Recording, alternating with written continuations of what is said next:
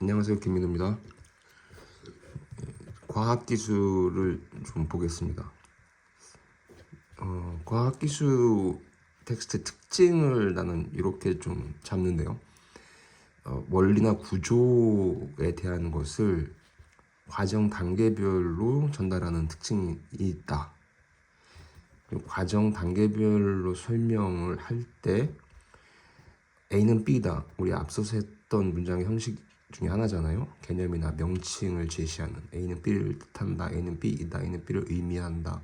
A는 B를 일컫는다. 뭐 이런 식. 좀 더 빈번하다. 그 다음에 특히 선후 관계 또 이 선후 먼저 다음 마지막으로 뭐 이렇다든지. 근데 이 선후 관계와 또 접점이 있는 게 원인 결과하고 조건 근거예요. 인과는 좀 익숙할 거고 이 조건 근거도 역시 그 원인 결과와 통하는 측면이 있기 때문에 난 이거를 하나의 이제 팩으로 설명을 하거든요. 자, 그리고 이렇게 과정 단계별 설명 부분에 주의하고 요 구역에서 왜곡, 여러분들 속이려고 하는 페이크를 대비해라. 자, 오늘 몇 개를 볼 텐데 이거 보고 얼마 전에 있었던 3월 교육청에서의 도파민 텍스트를 다시 한번 리뷰해 보는 것도 괜찮을 것 같습니다. 자, 1번 다시 한번 환기할게요. 흐름은 무조건 신경 써야 됩니다. 어떠한 종류의 텍스트건 흐름은 무조건 신경 써야 돼요. 자, 첫 단락에서 생명체 유전 정보, 두 번째 줄 끝에 후성 유전. 근데 후성 유전이란 자, 이런 게 A는 B이다. 이런 구역이죠. 자, 그리고 그 다음 과정으로 또 그 다음 단락에서도 과정이다. 이 과정은 이게 이제 과학기술의 내가 특징으로 잡는 이제 포인트라는 거예요. 자, 다시 첫 단락 마지막에서 DNA 메틸화, 히스톤의 아세틸화라고 제시되어 있는데 그게 메틸화, 아세틸화 하면서 나오죠. 자, 우리 또 참고로 이것도 앞서서 한 거니까 말하고자 하는 게 두 마리 이상일 때는 비교대조를 신경 써라. 이렇게 결합시키는 건데 사실 이제 특히 과학기술 자체의 정보가 많은데 우리가 이전에 했었던 컨셉들까지 다 적용시킨다고 했었을 때 일단은 인상이 복잡한데 이거 익힐 수 있나 이런 생각이 들 텐데 그러지 말고 차근차근히 보면서 하나의 컨셉을 그 스텝 바이 스텝으로 결합시킨다고 생각하세요. 다시 보겠습니다. 자, 세 번째 단락으로 내려오면 요 세 번째 줄에 DNA 메틸화기, 히스톤 아세틸기라는 구조 보이죠? 그럼 이 두 개의 관련이 있겠지? 자, 그리고 후선 유전적 시스템 오류가 발생하면 있는데 또 요게 밑으로 내려오면 이와 같은 과정이라는 구절이 나와요. 그럼 오류가 발생했었을 때 메틸화, 그다음에 아세틸기 제거되면서 이런 과정으로 변질된다. 암세포로. 그리고 이렇게 연결점이 되는 구역에서 기억과 니은이 나오잖아. 그럼 이제 이런 구역을 좀 더 신경 써야 된다는 뜻이에요. 이런 구역을 좀 더 신경 써야 된다. 자, 다시 자, 기존 항암제가 나오고 새로운 항암제가 나왔어. 그럼 후성 유전적 오류의 과정에 따라서 암세포 변질됐을 때 그럼 항암제가 적용되는데 하면서 내가 아래쪽에 또 그 결과 여기 일단 체크해 봤거든요. 최종 인과 구역은 주의해라. 최종 인과 구역에 신경 써라. 그다음 두 번째 토픽은 무조건 쌓아야 된다. 이전 단락의 토픽은 계속해서 기억하려고 해야 된다.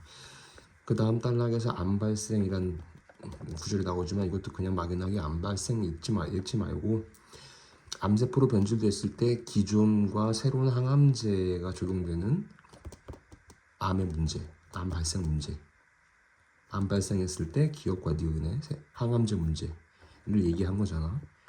그리고 이제 다섯 번째 단락의 토픽이 이중 적중 모델 하면서 확장된 이중 적중 모델이 이제 마지막 단락의 토픽이 되는 거예요. 자, 그래서 오면 다시 후성 유전적 오류라는 말은 앞에 구절에서 빠뜨릴 수 없는 거였고 그 아래쪽에 밑줄 친 가로 문제로 나왔잖아요. 돌연변이와 달리 가역적. 그럼 돌연변이와 달리 가역적 이거 뭐 어려운 단어일 수도 있지만 그 아래쪽에 돌아올 수 있다. 암세포는 원래 정상세포로 돌아올 수 있다. 이거겠죠.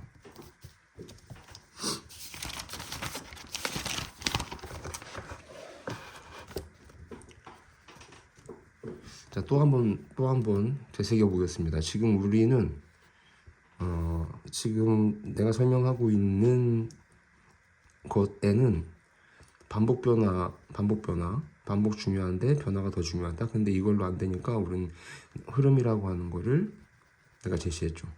그래서 흐름의 케이스는 세 가지가 있다. 근데 여러분들은 케이스 1, 토픽은 연결된다는 여기에 일단 포커스 맞춰주길 바란다.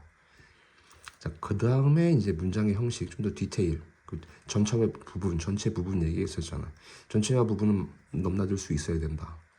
근데 우선 전체를 보는 걸로 흐름을 제시했었고, 그렇다고 디테일도 놓칠 수 없다. 부분도 봐야 된다. 그 중에 하나가 이제 A는 B이다. A는 B를 의미한다, 뜻한다. 이런 것들이었고, 이게 또 과학기술에서 많이 사용된다고 했죠. 그 다음에 비교대조였죠. 말하고자 하는 거 2말 이상 나오면 비교대조. 구역도 신경 써라. 이걸 다 포함해서 이제 과학기술의 특징을 추가시킨 거예요. 그래서 밑에 내가 텍스트를 분석한 걸 보면 이렇게 에너지 준이라고 한다, 에너지 밴드라고 한다, 이런 부분은 체크 한번 해본 거예요. 자, 그런 다음에 특정한 값이다 하지만, 자, 그런데 하지만 이렇게 한편 비교대조가 통하는 형식이에요. 그리고 그 아래쪽에서 뭐 앞부분 얘기했으니까 이 때문에 따라서 이로 인해 하면서 이렇게 인과가 연속되는 구역에서 다음 단락과 연결점 되고 있는 거를 표시해 준 거예요. 다시 한번 가볼게요. 첫 단락에서 원자로 시작해서 핵, 전자 하면서 에너지 준이라고 한다. 이때 밑으로 내려오면 또 에너지 밴드라고 한다. 네, 개념 명칭이죠. 자, 그리고 여기에 슬래시에서 A 때문에 B 한다. 이게 인과 형식. 끝부분에 성질이 있으므로 이렇게 슬래시.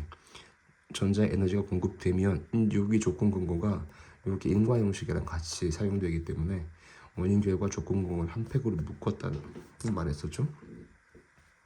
이동하기 때문에 이렇게. 자, 그리고 이렇게 연속되는 구간이 다음 단락에서 연결점 되는 구간이 에너지 공급 전자 변동폭 전자 에너지 공급. 자, 그런데 비교대조 하면서 다른 내용이 진행되고 거기에 양자점이라고 하는 단어. 근데 양자점이라고 하는 게 세 번째 단락부터 내려오면 중간 부분에 이렇게 있죠. 이게 연결점 구역인 거죠. 그러니까 말했죠. 토픽에 연결이 있다는 게 중요한 것이지 토픽 위치가 중요한 게 아니다. 토픽이 연결된다는 게 안 변하는 사실이지 연결 구역이 위치가 중요한 게 아니다. 다시 한번 환기합니다. 자, 그리고 다시 세 번째 단락 첫 번째 줄 가게 되면 변동폭 일정하지 않으면 3원색, 원색에 가까운 화질 좌우한다. 그때 다시 에너지 밴드 얘기했던 거 나왔고, 따라서 때문에 양자점 연결점 구역 이하, 양자점 연결점 구역 이하가 중요하다라고 하는 거를 눈치채라는 거죠. 이럴 때 밑에 A 양자점 디스플레이가 문제로 나온 게 그것 때문이지. 최종 인과고요. 밑에서 발광 효율이 나오는데 발광 효율 하면서 양자점 디스플레이하고 이로 인해서 주목받고 있다. 자, 양자점 그 다음에 코어, 셀, 르간두로 이루어져 있다. 이루어져 있다 같은 경우가 이제 구성 요소지. 바로 이제 과학기술이 구조 원리 중에서 구조와 관련이 있는 구절이죠. 이루어져 있다. 당연히 코어, 쉘, 리간드 신경 써야 되겠지. 그리고 이제 발광 효율이 위에서 A 양자점 디스플레이와 관련되어 설명된 구역에 발광 효율이 연결점 되고 있는 걸 보라는 거죠. 자, 오른편에서 밑줄 친 기역이 있는데 또 옆에 바로 있으니까 많다 하지만 기역 이런 게 있다. 양자점 크기가 큰 입자들에 비해 비교대조 구역에 그러면서 물체 크기에 따라 부피와 표면적비가 달라진. 그리고 거기에 예를 들어 즉 반복 변화가 이어지고 있죠. 반복 변화가 이어지고 있죠. 그래도 부피 줄어들 때, 크기 작아질 때 이렇게 줄어드는 비율이 낮은데 이로 인해 여기 이제 조건근거 인과가 연속되는 구. 그러면서 아래쪽에 카드뮴 독성하면서 쉘과 리간드 코어 구성 요소 나왔고 카드뮴 연결점 되면서 요게 유해하니까 칼륨 인과 같은 독성이 적은 방안이 연구되고 있다. 요게 새로운 단락의 토픽이 되겠습니다. 리간드 최적 방법 개발하고 있다. 이렇게.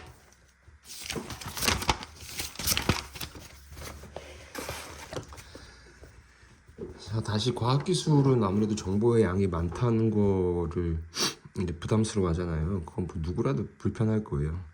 그러니까 난 다시 한번 이걸 강조할 수밖에 없는데, 자, 전체 텍스트는 뭐가 됐든지 간에 메인 토픽, 중심화제와 화제들, 나머지 단락이죠. 이게 메인 토픽은 중심화제 전체 텍스트 차원이고, 흐름에 따라서 요약 정리해라. 그게 요지 결론 직결된다. 자, 이렇게 해야 되는 이유가 누구라도 좀 시간이 지나게 되면 텍스트 내용이 기억이 희미해지잖아. 그러면 선택지 판단을 할 때 시간이 걸릴 경우가 생기잖아요. 이때 텍스트에서 해당되는 내용의 위치를 좀 더 빠르게 찾아 들어갈 수 있다는 거죠. 요게 돼야. 그러니까 한 번이라도 더 보면 유리해질 수 있으니까. 좀 말했지만 과학기술은 좀 더 정보가 많다는 느낌이 강하잖아요. 그러면 누구라도 한 번 읽고 텍스트에 제시되는 정보를 다 기억하는 데는 무리가 있을 거란 말이에요. 그러면 판단이 안 설 때 한 번이라도 더 텍스트에 돌아가서 확인을 해줘야 되는데 메인 토픽으로 요약 정리해서 요지 결론을 확실하게 잡는 연습을 해두면 한 번이라도 더 볼 수도 있고 선택지에 있는 내용의 텍스트의 위치를 조금 더 한 템포 더 빨리 포착할 수도 있다. 이 말을 하는 거예요. 무슨 말인지 알겠죠? 자, 첫째 단락에서 육상동물, 수상동물, 수생동물 한편하면서 두 가지 차이점이 있나 보죠. 근데 다음 단락에서 이러한 환경 속에서 수생동물은 그럼 여기서 이제 또 눈치채라는 얘기지. 자, 흐름의 케이스 2의 특징 더 중요한 건 흐름이 결정한다. 그럼 육상과 수생 중에서 이 텍스트는 수생 쪽에 좀 무게 중심이 있는 것 같다. 하면서 호흡, 아가미. 근데 왜 아가미, 내 아가미, 나는 왜 아가미부터 먼저. 그다음 내 아가미 말하고자 하는 거 2마리 이상일 때 비교되죠. 반면. 자, 근데 여기 A 블록으로 이렇게 설정되어 있어요. 나는 이렇게 보인다는 거지. 왜 아가미, 내 아가미 했는데 내 아가미에 대한 토픽의 그 무게중심이 더 크잖아. 그래서 이럴 때 뭐라고 했어? 자, 흐름에 따라서 토픽 연결시켜 가면서 토픽 무게중심에 주의해라. 그러면 문제와 선택지 등장의 비율이 좀 더 예측 가능해질 수 있다. 당장 A 블록 문제 설정되어 있는 구역은 아마 이런 흐름 때문이라는 거죠. 외아가미, 내아가미 중에서 내아가미에 대한 얘기가 공급이 더 많으니까. 자, 그리고 다시 세 번째 단락에서 필라멘트 라멜라라 불리는 다 NP. 자, 그리고 산소, 이산화탄소 교환하는데, 자, 그 다음 단락에서 산소 얻는 과정은 다음과 같다. 우선 여기 이제 스텝 바이 스텝이죠. 과정 단계별 설명의 제스처. 그리고 그 아래 A 이러한 역류관계 문제 나오죠. 그 사이엔 A식 B 반복 변화시키면서 반복 변화는 더 중요하다. 반복 변화하면서 밑줄친 A의 문제로 이어지고 있는 걸 보라는 거지. 그 다음 단락 보면 더 선명하죠. 아가미에서 산소를 흡수한 후 다시 내보내는 것. 그럼 여기서 얻고 다시 내보내는 것까지 또 하나의 과정 단계가 될 거예요. 그럼 그 아래 첫 번째 아가미 환수 방법 입 펌프 방식이라고 하는 게 제시되네요. 물론 그 앞에 아가미 환수 방법 크게 두 가지 있다. 그러면 케이스 3을 예상해야 되겠지. 케이스 3 말하고자 하는 거 모두 제시한 다음에 차례대로 묶이는 구역이 있다. 자, 보면은 우선 과정 단계별 설명의 제스처. 자, 그리고 아래쪽에 여섯 번째 단락 밑줄친 니은 두 번째 아가미 환수 방법. 블라블라 빼내는 방법이다. 이 방법은 강제 환수 방식이라고 하는데 개념 명칭. 이 펌프 방식에 비해 비교되죠. 말하고자 하는 건 두 마리 이상일 때. 하지만 비해 하지만 비교대조 연속되는 구간 속에 두 가지 환수 방법 모두 이용하면서 밑줄 친 이 부분 문제, 밑줄 친 부분 문제도 키 센텐스 구역을 존재한다. 그러면 이 펌프나 강제 환수 방식은 다소 여섯 번째 달러 묶어주는 거, 케이스 3의 특징. 그렇죠? 블라블라 흐르도록 하는 체계이다. 이와 달리 육상 동물은 간만한기라 부르는 방법을 쓰는데 간만한기라는 부르는 말하고자 하는 거 두 마리 이상 있으니까 비해 뭐 이렇게 무게중심 다시 말하지만 육상보다는 수생 쪽이고 수생 중에서도 외아가미보다는 내아가미 쪽에 좀 더 무게중심이 있는 텍스트가 되겠습니다. 그리고 4번, 5번 텍스트까지 보려고 하는데 4, 5번 텍스트는 상대적으로 덜 불편할 것 같아서 흐름이라고 하는 게 매우 중요하니까 그걸 중심으로 그다음에 사용된 문장의 형식 예컨대 첫 단락에서 수학자, 의사, 멘델 유전 법칙, 수학적 모델 하면서 하디, 바인베르크에 대한 얘기를 하는데 그 사이 A직 B 반복 변화.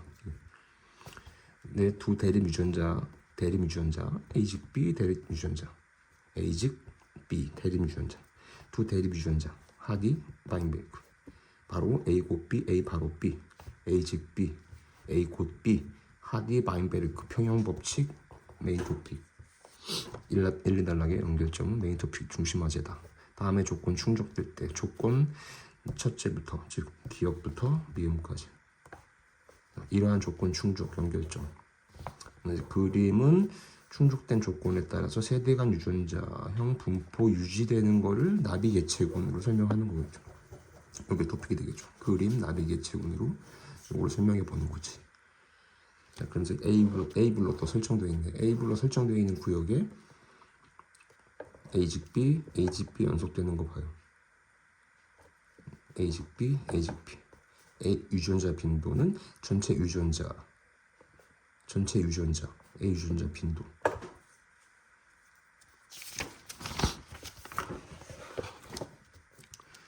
자, 하디 바인베르크 평형 요게 다시 연결점 되는데 이거 그냥 이렇게 읽지 말고 여러분들은 어떻게 읽어야 되겠어요?